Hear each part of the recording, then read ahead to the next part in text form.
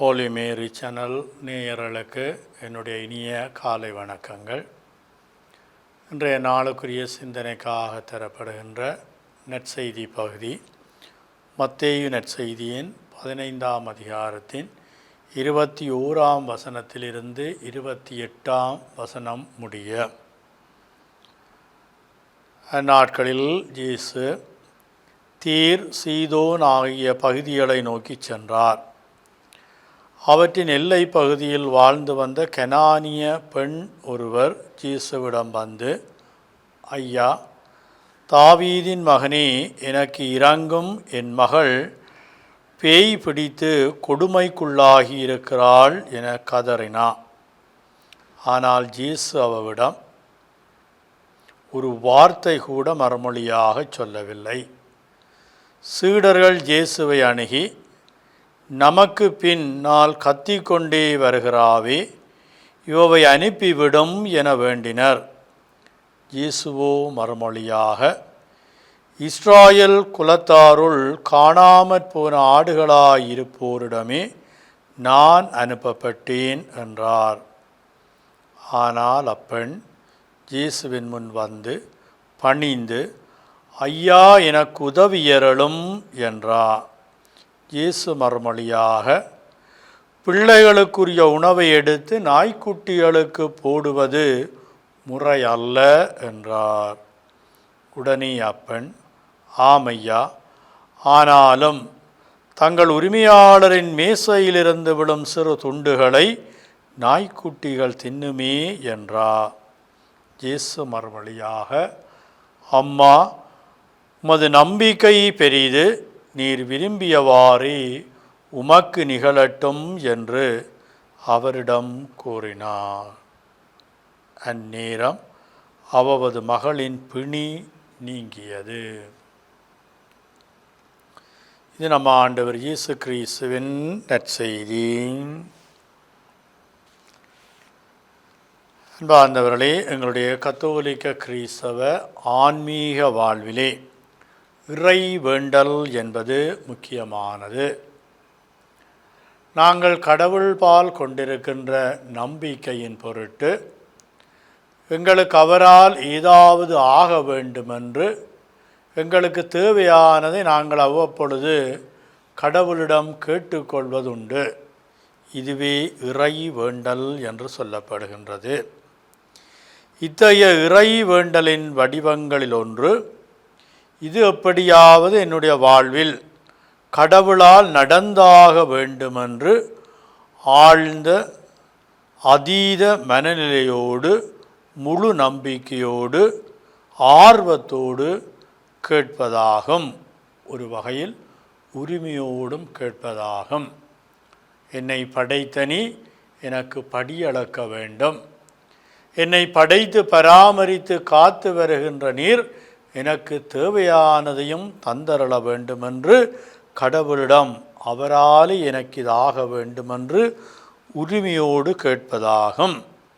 அவை இன்றைய நற்செய்தியிலே அப்படியான ஒரு தாழ்ச்சியின், பணிவின் நம்பிக்கையை கனானிய பெண் வெளிப்படுத்துகின்றார்.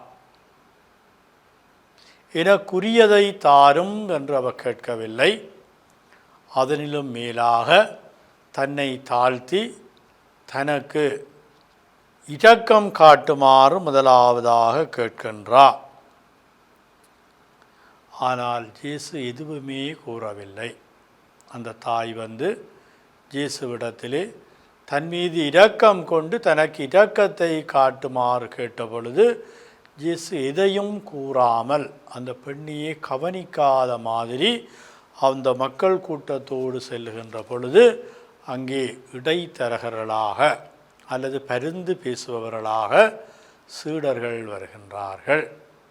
இந்த பின்னால் வார அம்மா சத்தம் போட்டு கொண்டு வாரா, உம்முடைய இரக்கத்தை கேட்குறா, நீர் ஏதாவது சொல்லி அவை அனுப்புமன் அல்லது அவளுக்கு ஏதாவது பதில் சொல்லுமன் என்று சொல்லி இயேசுவிடத்தில் ஒரு நாடக பாணியிலே மத்தேயு நற்செய்தியாளர் இதை வெளிக்கொணர்கின்றார்.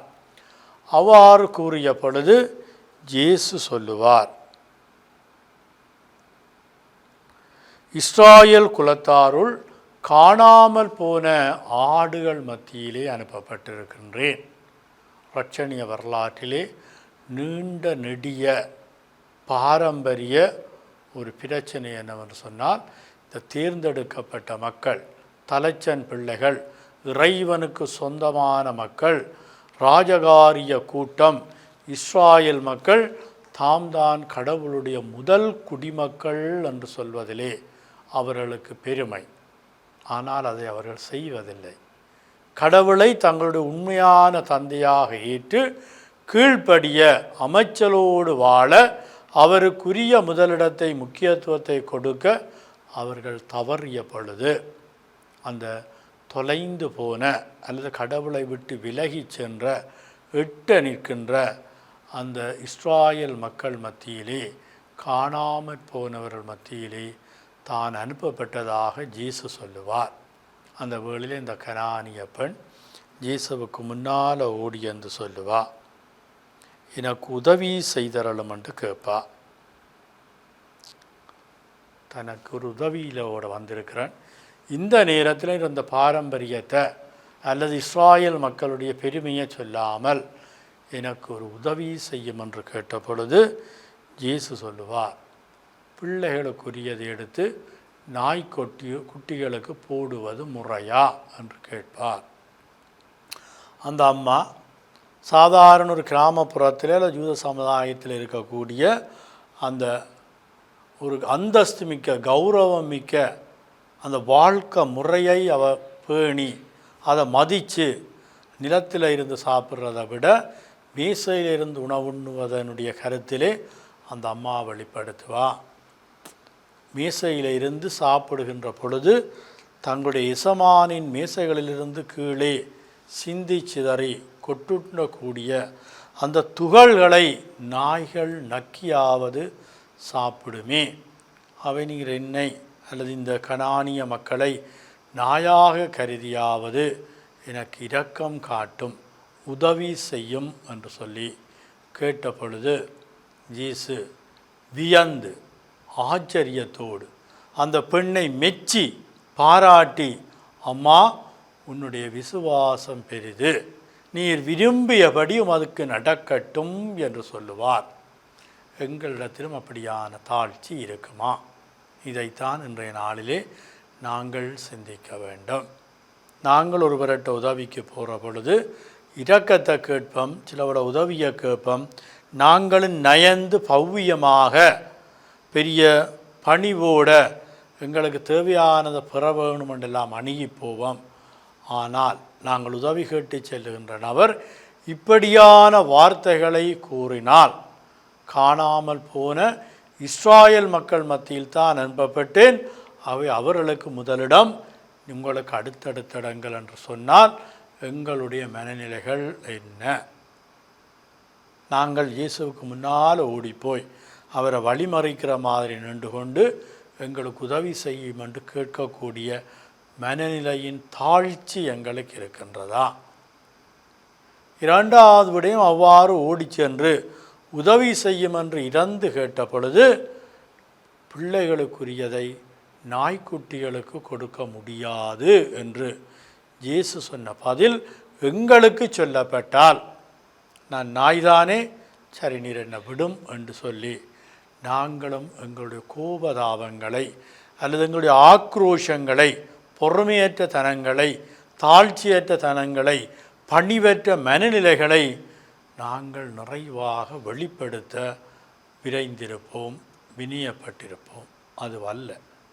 ஒரு நல்ல கத்தோலிக்க கிறிஸ்தவர்கள் தாழ்ச்சியோடு, அந்த தாயார் கனானிய பெண் கேட்பா மிக்க தாழ்ச்சியோடு, அவ்வாறு தான் பிள்ளைகளுக்குரிய உணவை நீர் பிள்ளைகளுக்கு ஊட்டுகிற பொழுது, பிள்ளைகள் உண்ணுகிற பொழுது அந்த மேசையிலிருந்து பிள்ளைகளோட கவனக்குறைவால் அல்லது ஏதாவது சிந்தி சிதறி துகள்களாக மேசையிலிருந்து கீழே விழக்கூடியவை அந்த நாய்களுக்கு உணவாக மாறுவது போல, நீரும் தேர்ந்தெடுக்கப்பட்ட உம்முடைய அந்த தொலைந்து போன இஸ்ராயல் மக்களுக்குரிய முதலிடத்தை கொடுத்து அவர்களுக்கு நன்மைத்தனத்தையும் இரக்கத்தையும் உதவியையும் காட்டுகின்ற பொழுது ஏதாவது எஞ்சி அற்ப சொற்பமாக வீழ்ந்தால் அதிலாவது எங்களுக்கு அல்லது என்னுடைய மகளுக்கு நான் கேட்கின்ற இந்த வரம் கிடைக்கக்கூடாதா என்று அந்த பெண் வெளிப்படுத்தியதை போன்று நாங்களும் விடாமுயற்சியோடு தாழ்ச்சியோடு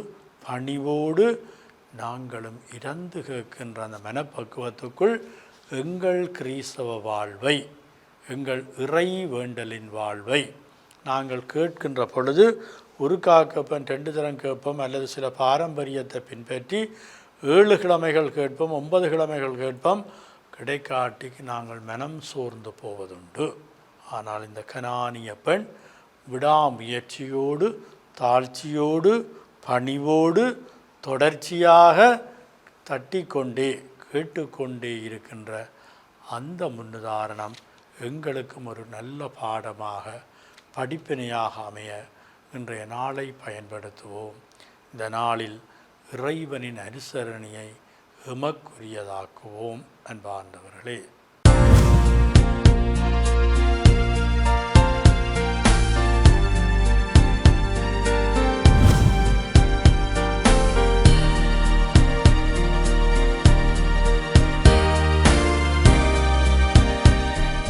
நமது ஃபேஸ்புக் மற்றும் யூடியூப் பக்கத்தை லைக் செய்யுங்கள்.